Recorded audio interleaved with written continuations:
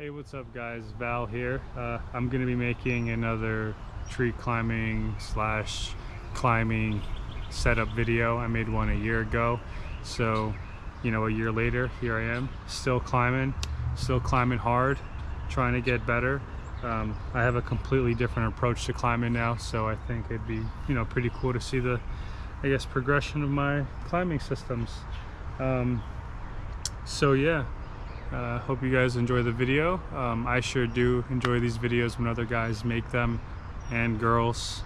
Yeah, it's always really cool looking at other people's climbing setups. Yeah, I'm climbing out of Norwalk, Connecticut, New England. So yeah, right on. Hope you guys enjoy the video. So for my climbing harness, let's get right into this. Let me just strip it of the tools that I have on it. So I'm still climbing on the Tree Motion Pro, or Tree Motion Evo. Let's see. Let's start from the front. I have my bridges separated. I have a swivel on this lower one, which I primarily use for SRT, and then I have this one here that I use for moving rope technique or system. Yep, serves me well. I was using a single attachment point for a couple months, and when I'm out in big spready trees and I use another line, it's a lot comfier with two ropes, two separate attachment points. I've added two scuba clips here. One here, one here. This helps with lanyard management. They were like $10, $15 on Amazon. I have two of the DMM Vaults. I was using one, and then just one here for my chainsaw butt. I just find it to be a lot more convenient to have both of these. I'm using this for my lanyard at the moment, storing my lanyard. It's a lot easier on and off. I'll show you in a minute. And I added this DMM, I don't even know what this is called, but this DMM stowaway could be what it's called, for my multi-tool, or my multi-sling that I store right there. I always carry with me some of these triple balls, because you never know when you're going to need it, and Rock Exotica transporter on the right side. So that's the harness. This is about 3 years old now, so maybe 2.5, 3 years. So yeah, now I guess I'll get into my climbing lines and climbing systems. Right on. All right, so what we've got, let's see. All right, so what we've got here for my access line is KM3 Max. I got this off of Gap Arbor. Well, my girlfriend got this for me off of Gap Arborist. 200 feet, real static, runs very, very smooth with this akimbo. But yeah, I mean, this thing's awesome. Nice and stiff. It holds its shape. Out of all the ropes that I have, this holds its shape the best for mechanicals. I've glazed it a little bit with Prusik. So I kind of just stick to mechanicals for this one because I really enjoy the way it feels. So let's get rid of this one. Access line, 200 feet, KM3 Max. Oh, I'm sorry, on the akimbo. Well, I guess that's obvious, but yeah.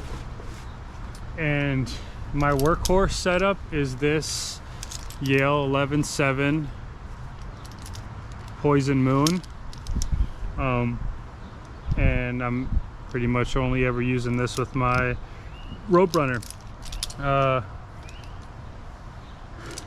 It took me a while to get this dialed. I had this thing for maybe 1.5 years, could be 2 years, and I just never really used it up until a year ago. I finally kind of got it tuned up, and this thing is freaking butter. Got it dialed, and yeah, it's real simple. You just change the friction point, and I could throw it onto whatever rope I'm using. 200 feet Yale Poison Moon. Yeah, pretty much my go-to line at the moment. I'll do it. It's also, you know, kind of static, right? Forgot the actual numbers on it, but it's not too bouncy for long ascents. So yeah, I have this in 200 feet, and I also have it in 150.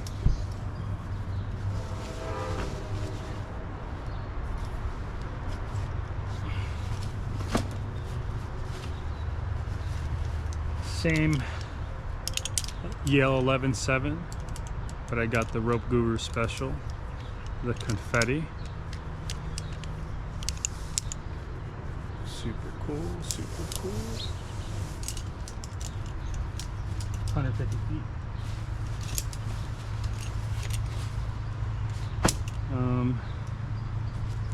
Let's go into another rope that I'll throw in the mix.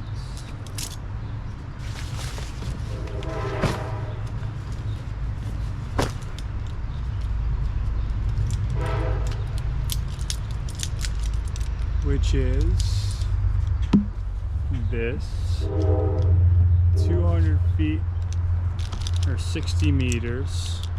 What even is a meter? I don't know.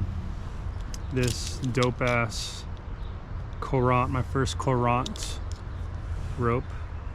This is the Kalimba Bubblegum Edition. I was fortunate enough to win this at one of the climbing competitions, the New England climbing competition to be exact. And this thing is smooth. It's 11.9 millimeters. Very, very smooth through this mechanical prusik here, the zigzag. I'm starting to stray away from hitch climbers and prusiks just because of my weight. I'm anywhere between 200 to 215 pounds. I'm always up and down that weight. And when I'm bombing out of trees or making big movements, running on that rope on rope, I burn my ropes, and it's not cool. So I'm trying to get back into more. Well, I'm trying to get everything dialed into mechanicals, but get back into a zigzag. This thing's been pretty much just sitting around for a year and a half. Yeah, I'll run this moving rope system. I won't really use it for an access line or for a work positioning line with SRT. I'm gonna stick with just moving rope. It's a pretty cool rope. So yeah, that's another one that I have in the mix. I guess we'll go into, accessories. Yeah. All right. So for my rope walking system, I just rope walk right now. I have the Saka foot ascender, Richard Mumford, Climbing Innovations. Yeah, it's pretty sweet. Saka.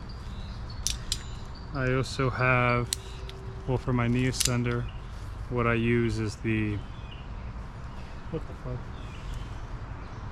I guess they're both called Sakas. Saka knee ascender.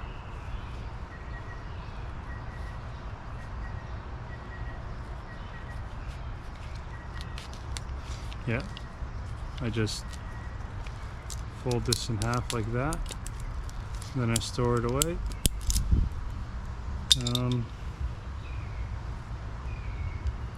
Oh, for my tending point for my climbing device, I just use an old Prusik and this cool accessory carabiner.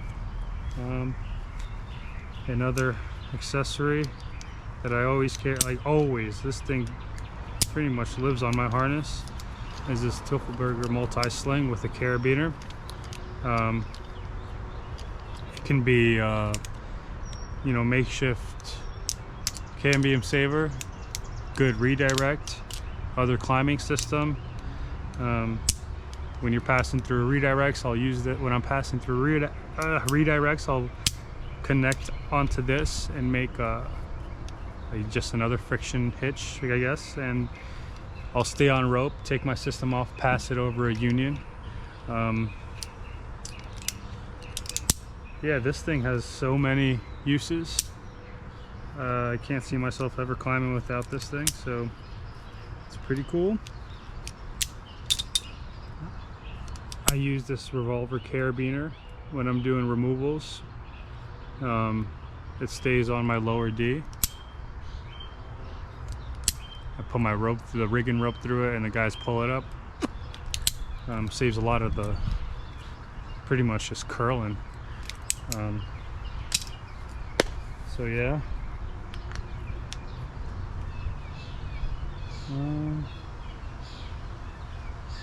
I guess I'll put the harness on fully kitted. See how I got my my lanyard. Yale, could be a Mori. I think it is a Mori.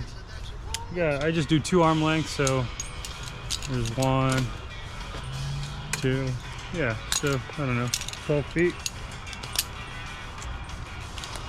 on a Petzl ball lock.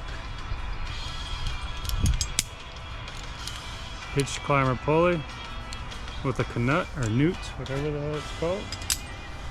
Let me show you what I was talking about with that stowaway. So lanyard, whatever, pop that on. See if you guys can catch it there. I just put it back here. Move, move, move. I just sleight of hand it and then it's out.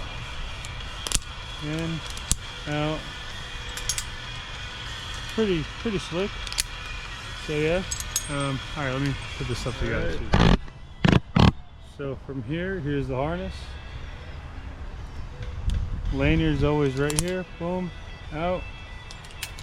And let me actually move the lanyard real quick so you can see how I store it with the. This is how I store it with my scuba clip. I just clip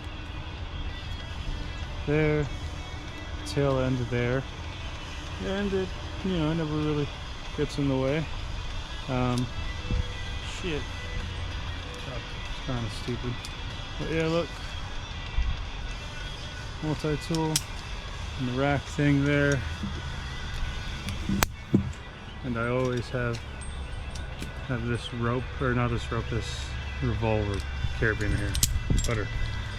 Which I'll, if I forget my cambium saver, I throw this onto the. Oh look, I even have it set up right here. I'll make something like this with the multi-sling. I got 2 of them things. Yo, what's that? You know, you know. Alright, deuces.